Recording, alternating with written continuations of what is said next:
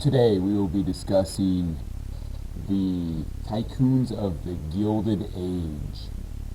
So to start off with, just make sure that as we're going through this presentation that you understand what is the difference between a captain of industry and a robber baron.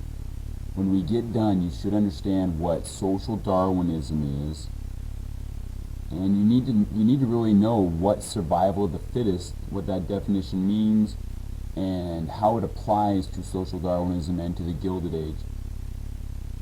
We will also be discussing how the Gilded Age tycoons take advantage of social Darwinism, and then you need to be able to list the conditions faced by the workers due to social Darwinism.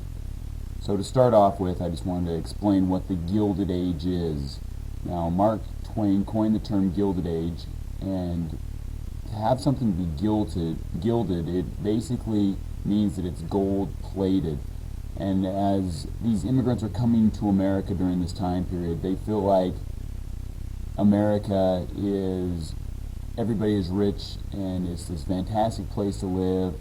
And as they're getting here to America, they discover that it's really a tough place to live. It's a tough place to be successful. There are jobs out there, but they're not very good jobs, and it's not what they anticipated. So the reason why we call this era the Gilded Age is because on the outside there's this thin layer of gold where there are a few rich people, other very wealthy people during this time period, but there's only a few of them, and underneath that there isn't really a middle class. It goes from rich to poor. And so that's what the term gilded means, and that's why we call this the Gilded Age. Now, captain of industry versus robber baron, which is the first question that you need to be able to answer. What's the difference between these two? Now, we've got all these moguls, which you should have read about. You should have read about Carnegie and Rockefeller and the Vanderbilts.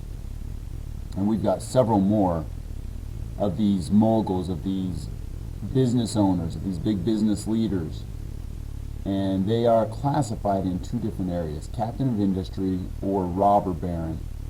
Now, these men were not very good to their workers. I don't feel like any of them were fantastic owners as far as the way they treated their workers. Carnegie definitely made some improvements. Carnegie definitely attempted to look out for his workers, and that's why we put Carnegie in the captain of industry list, because he tried to give his workers some benefits. The other way that you can tell whether they're a captain of industry or a robber baron is how they use their money. And now, Carnegie would donate his money to libraries and to charities and to schools. Rockefeller did the same thing. He would donate his money all over the place. He would donate his money to all kinds of charities. The same with the Vanderbilts. They did donate a little bit of their money also, but it all depends on how much money they donated or whether they are very selfish with their money. So the two ways you can tell a captain of industry or a robber baron is, first of all, how do they treat their employees? How do they treat their workers? And really, the ones that we've discussed, the only one that we can put in the captain of industry list would be Carnegie, because he's the only one that made an attempt to give his employees benefits. And then the second way is, how do they use their money? Are they generous with their money? Are they selfish with their money? Are they just worried about building up their industry and not worrying about anybody else, which is kind of a typical thing during the Gilded Age, to be honest with you. It's really important to understand during the Gilded Age, this mindset of, I have money, I have a business, I am going to continue to build this business, is one of the main focus points of the Gilded Age.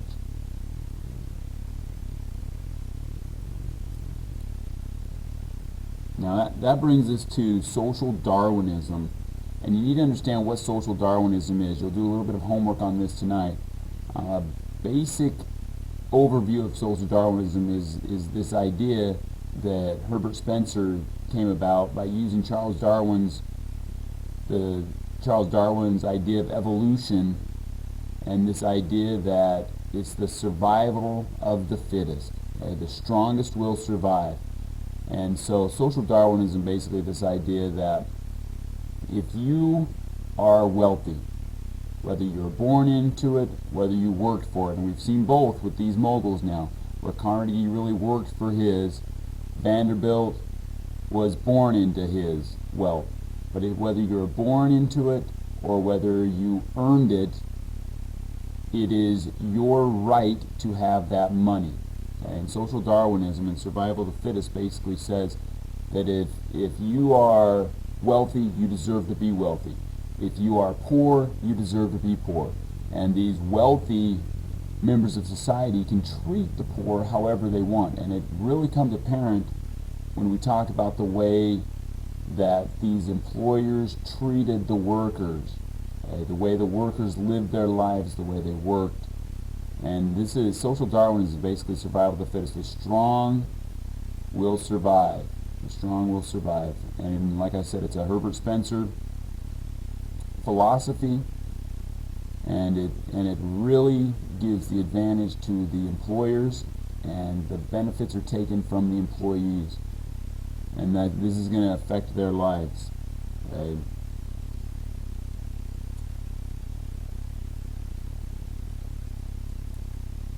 Now, social Darwinism, like we just talked about, it all benefits the employees. It benefits these big business leaders, and it will definitely have an effect on the workers. And I just want to, you need to create a list of these conditions that the workers are going to face because of social Darwinism, because of survival of the fittest, because they are poor, and these business owners have nobody to control them. The workers will definitely be taken advantage of, and I've got a list here for you. You need to understand this list. Now, the problems that are created because of social Darwinism, the first one is long hours. Okay, these workers will be working 14-hour days. Most of the time it'll be 7 days a week. Sometimes it'll be 6 days a week. The bottom line is in 1890, the workers will be non-stop. They will be constantly at work. There's no vacation days. There's no sick days. There's no unemployment compensation. You have to make a choice whether you want to work or whether you don't. And the bottom line is, if you want to survive in America, you have to work. You have to have money during this time period. There is no welfare during this time period. You have to work. And so these big business leaders were able to take advantage of their employees, and force them to work as long of hours as possible, as humanly possible, and for as many days straight as humanly possible. No vacation days, no sick days, no unemployment compensation. You are forced to work.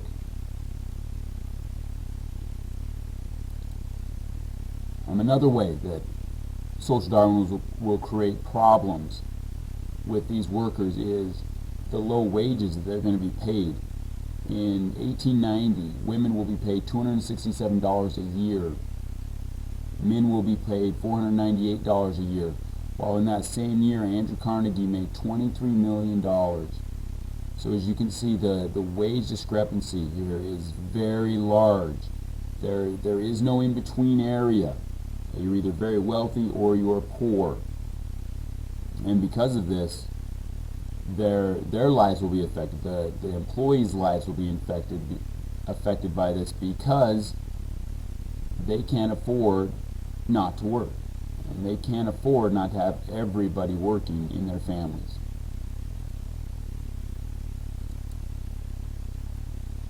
Another problem that workers face because of social Darwinism is injuries. Just the amount of time that they're working, 14-hour days. People are tired, people will become injured just because of the lack of focus and the lack of attention that is able to be placed for that long of a time. In 1882, there's going to be 675 laborers, 675 workers will be killed in work-related accidents each week. Now, because there's no benefits, There is no reimbursement for injuries. If you get injured on the job, you might go to the doctor for part of the day, but you've got to be back to work because you cannot survive without working. And because of this idea, the big business leaders will take advantage of these workers even when they are injured. Another problem that workers will face because of social Darwinism, because of this idea that they are inferior or they are lower than the business owner, is the dangerous working conditions. We've talked about the long hours. We've talked about the injuries. The bottom line is these factories will be poorly built. The machines will have to be able to keep running. The factories will be poorly lit. There'll be dirt everywhere. And it's all about this idea of I've got to put out as much product as possible, and it doesn't matter whether my workers are safe or not. Because of social Darwinism, the employees, the workers, will be treated unfairly. We've listed a few of these issues already, with long hours, low wages, the injuries, and the working conditions they're going to have to deal with. Now, because of social Darwinism, we're going to have child labor come into effect. Now, the child workforce, 20% of boys under the age of 15 will be working. 10% of girls under the age of 15 will be working. You can work as young as 5 years old. As young as 5 years old, which in my mind, I couldn't even imagine a 5-year-old going down and holding a steady job. But during the Gilded Age, because of social Darwinism, this was a necessity. Now, why would employers use child labor?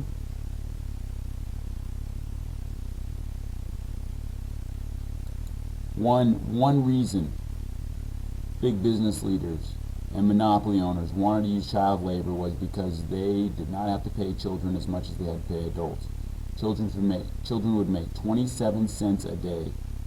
They'd make 27 cents a day, which is, if you're trying to produce, you're trying to make a lot of money, that's a great deal to have, 27 cents a day. Now here's a really good reason for children to work. They can fit into small spaces, meaning that they can become miners, and we can send them down into these mines and they can go into small spaces, meaning that if a machine is if a machine is not working properly, you can keep that machine running and send a child in and teach them how to fix it. And so they can go into these running machines and to fix these machines. So children could fit into small spaces. Another reason is children are easy to control. They're small, they haven't made up their minds yet, they don't have an opinion about everything. They are easy to control. So if you want easy laborers, go out and find a child that is able to work. This is a big one right here. There are children everywhere. Children were easy to replace. It didn't matter. There were children everywhere in the United States, and so if one child was injured or killed on the job, they could replace that child very easily. Children were easy to replace. And here's probably the main reason why child labor happens during the Gilded Age, and that is because parents force their children to work. Parents both had to work. They couldn't afford to make ends meet without everybody in the family working, so parents would force their children to work also, because without their income, the family would not be able to make ends meet and they would not survive. And that is all about social Darwinism right there. Survival of the fittest. And the bottom line is the workers were taken advantage of with their low wages, and now parents had to force their children to work.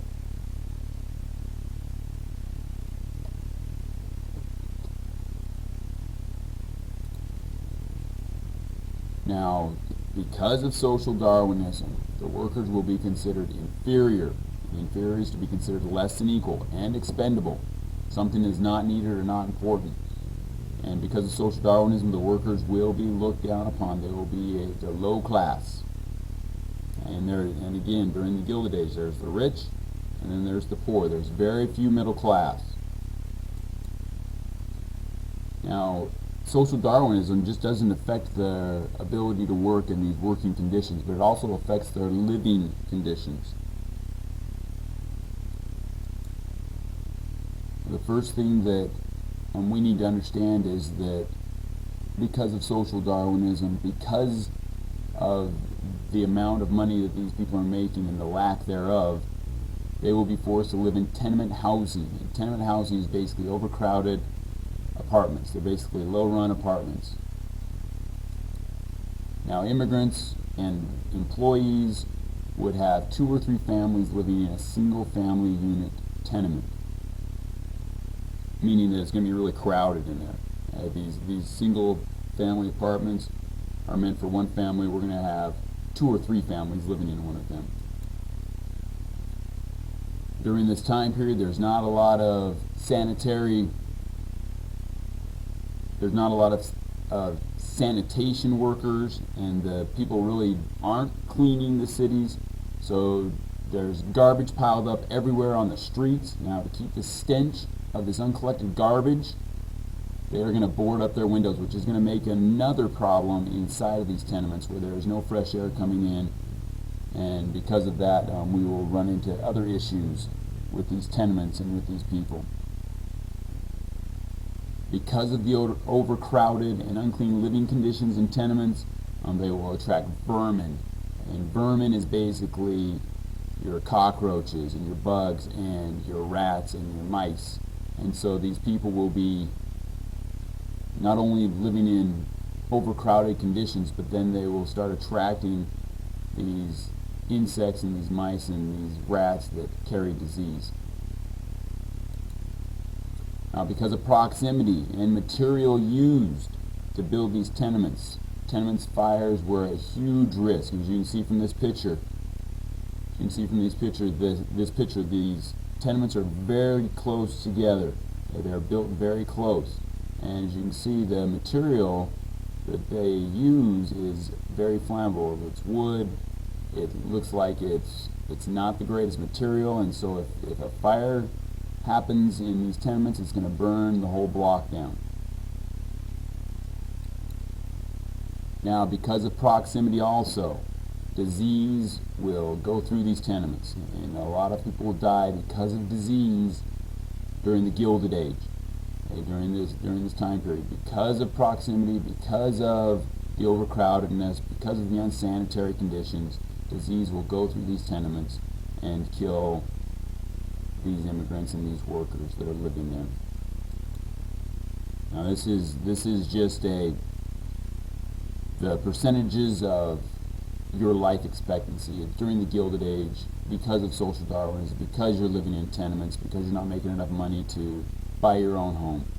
Okay, so first one is the biggest shock during the Gilded Age. 6 out of 10 babies died before their first birthday. So you're born, 6 out of 10 babies will die before their first birthday. 42% chance, you had 42% chance to make it to the age of 10 in 1890. A 40% chance to make it to the age of 20. 34% chance to make it to the age of 30. 27% chance to make it to the age of 40, 20% chance to make it to the age of 50, 14% chance to make it to the age of 60, 9% chance to make it to the age of 70, and 7% or 5% chance to make it to the age of 80. Now, these are not good odds if you're living in the Gilded Age, if you are a member of the lower class, if you are one of these workers, one of these immigrants coming to the United States and you don't have money.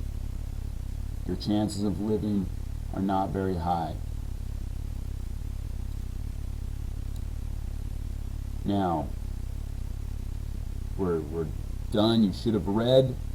You should have taken notes during this presentation.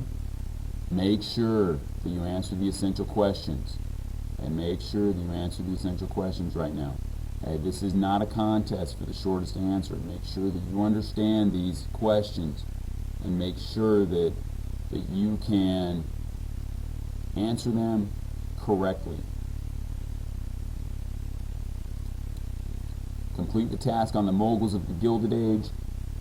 Make sure that you are using the correct vocabulary. You should be using moguls, steel, railroad, oil, Gilded Age, monopoly, and employees. Make sure that you understand each one of these moguls. You need to understand the 3 moguls that you read about. You need to make sure that you understand what monopoly they created and how they treated their employees, and how this treatment of employees caused social Darwinism during the Gilded Age. And sometime tonight, you must go to my webpage. Okay? You have to get your homework done. Okay? And take care of the day 4 homework. It's not very long, but you need to make sure you take care of this homework. Okay? Take care of your homework. Make sure you're staying on top of the work so that you don't get behind. Okay? This is part of your grade, so make sure that you're staying on top of this work. And the last thing I just want to remind you about the map quiz and the outline. It's coming up. Make sure that you're checking out the unit schedule every day. You're checking out the daily schedule every day. And make sure that you are ready for your map quiz, and make sure that you have filled out that outline. If you've printed it off and you've filled it out, that is, they're due on the same day. Make sure that you are prepared for this. This will be a lifesaver for you guys, especially the outline. You can only use the outline when you're writing your essay. And then we will do the unit quiz and the essay the day after the map quiz, on day number 9. Alright, if you have any questions, make sure that you hit the questions and comments link and leave me a question or a comment, either or, but don't go off in the dark. Okay? Don't ask me a question and just pretend like you know what's going on when you really don't know. Okay? I'm more than happy to answer your questions. Okay? So make sure that if you have a question, you hit that link and you ask that question. Alright, make sure you get those things done tonight.